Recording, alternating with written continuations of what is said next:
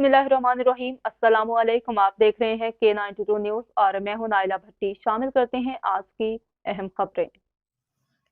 आजम अली की रिपोर्ट के मुताबिक कोयटा से कराची जाने वाली मुसाफिर कोच को लसबेला के करीब हादसा, कम से कम 39 अफराद हलाक।